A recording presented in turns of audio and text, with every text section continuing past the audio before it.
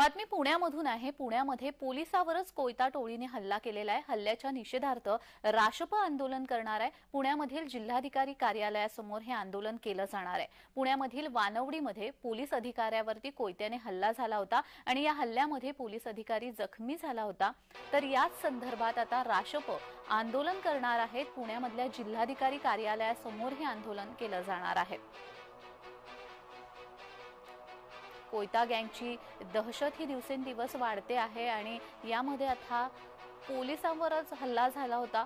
या हल्ल्यामध्ये पोलीस जखमी झाला होता आणि त्यामुळे आता राशप आंदोलन करणार आहे। या हल्ल्याच्या निषेधार्थ राशप पुण्याच्या जिल्हाधिकारी कार्यालयासमोर आंदोलन करेल।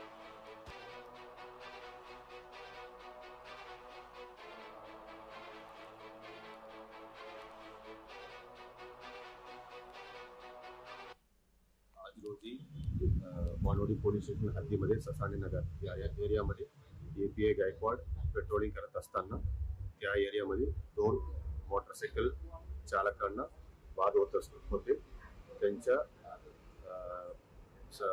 हँडल करण्याचा प्रयत्न करत असताना एक मध्ये जे व्यक्ती आहे निहाल सिंग टाक म्हणून त्यांनी त्यांच्याकडे असणाऱ्या कोयत्याच्या यांच्यावर वार करून तिकडून पळून गेलेले आहे।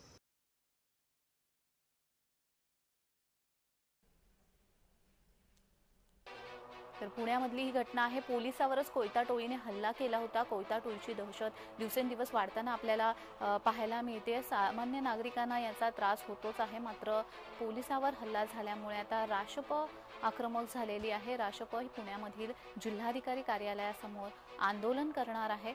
याच्या निषेधार्थ, या हल्ल्याच्या निषेधार्थ हे आंदोलन केलं जाणार आहे।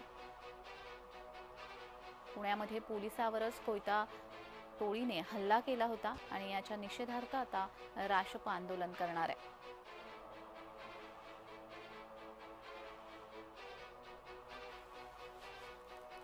पुण्यातील जिल्हाधिकारी कार्यालयासमोर हे आंदोलन केलं जाणार आहे।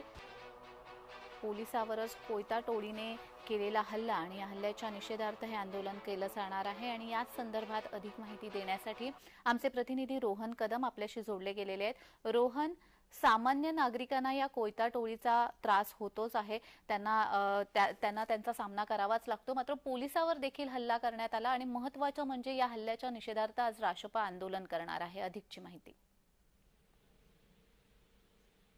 रोहन, माझा आवाज येतोय? काही कारणामुळे रोहन यांचा संपर्क तुटलेला आहे, मात्र पुण्यामध्ये कोयता टोळीच्या हल्ल्याच्या निषेधार्थ राशप आंदोलन करणार आहे।